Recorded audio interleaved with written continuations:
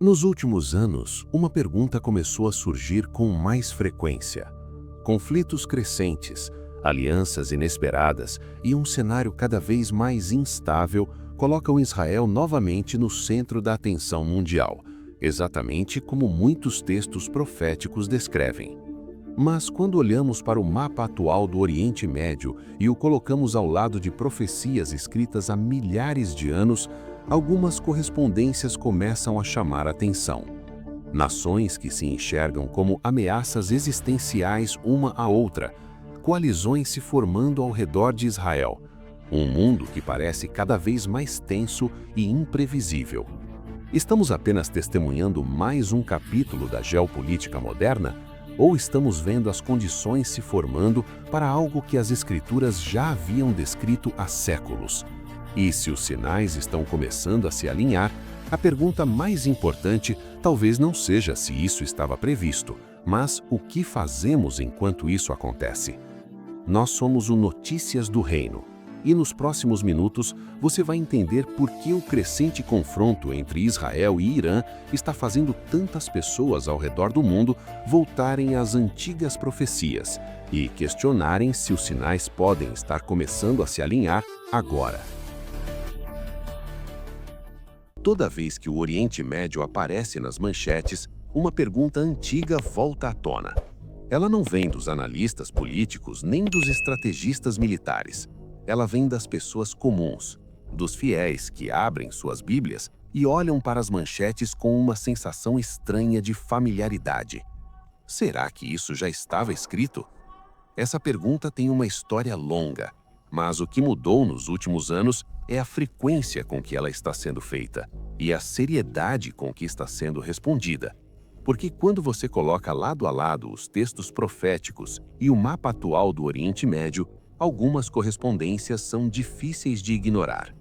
Israel e Irã, duas nações que se enxergam como ameaças existenciais uma à outra. Dois países cujos destinos, segundo estudiosos de profecia bíblica, podem estar entrelaçados em textos escritos há mais de 2000 anos. E um mundo que, por qualquer ângulo que se observe, parece cada vez menos estável. Mas antes de entrar nas profecias, é preciso entender exatamente o que a Bíblia diz que devemos observar e o que ela não diz. A Bíblia não apresenta um único sinal dos tempos do fim. Ela apresenta um conjunto deles. E quando analisamos o mundo hoje, 4 se destacam com clareza suficiente para merecer atenção séria. O primeiro vem diretamente das palavras de Jesus, em Mateus 24. Quando seus discípulos perguntaram quais seriam os sinais do fim, ele respondeu: "Você ouvirá falar de guerras e rumores de guerras. Nação se levantará contra nação e reino contra reino. Não um conflito isolado, um mundo progressivamente definido por instabilidade. E esse é o mundo em que vivemos, com guerras ativas em múltiplas regiões ao mesmo tempo." O segundo sinal é onde a coisa fica específica. O profeta Ezequiel, escrevendo há aproximadamente 2600 anos, descreve nos capítulos 38 e 39 uma futura coalizão de nações que se levantará contra Israel nos últimos dias. Entre essas nações, o texto menciona explicitamente a Pérsia, e a Pérsia é o nome antigo do que hoje conhecemos como Irã.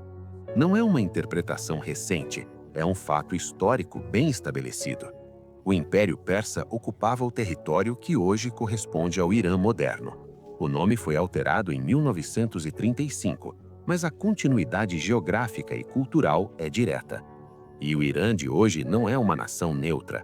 Declara abertamente hostilidade a Israel, financia grupos armados em múltiplas fronteiras ao redor do país e aprofunda alianças com potências que também têm interesse em reduzir a influência israelense na região.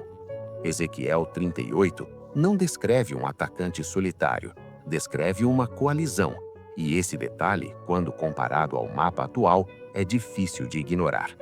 O terceiro sinal é o papel central do Oriente Médio nos acontecimentos globais. Este pequeno pedaço de terra continua a dominar a atenção mundial de uma forma sem precedentes para um território de seu tamanho. Líderes constroem carreiras em torno da questão israelense. Guerras são travadas em torno dela. E a Bíblia diz que essa centralidade só aumentará à medida que a história se aproxima do fim. O quarto sinal é mais amplo, mas talvez o mais sentido.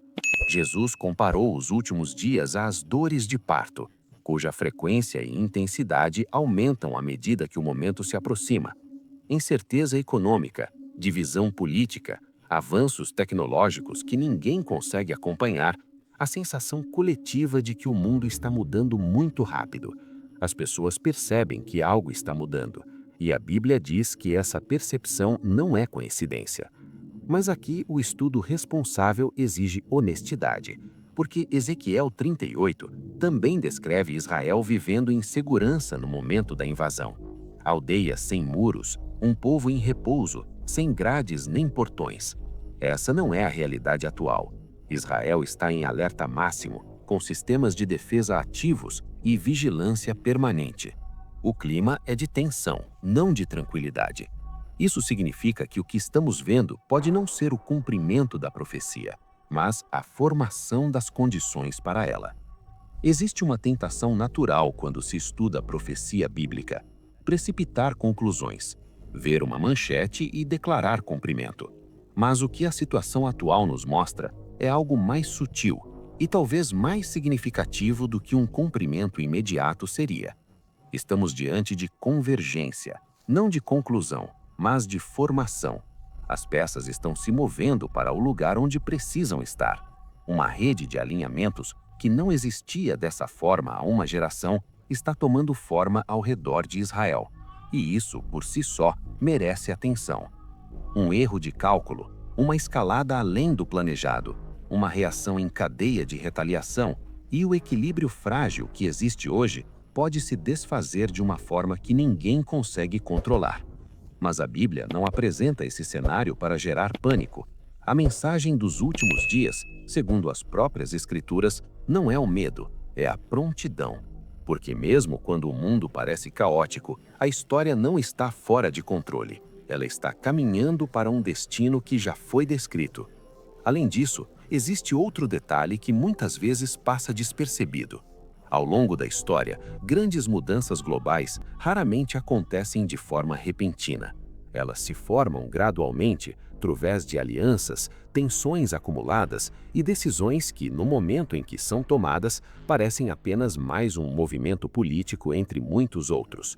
Só quando olhamos para trás é que percebemos que aqueles momentos, na verdade, eram pontos de virada. Fiquem todos com Deus e até o próximo vídeo.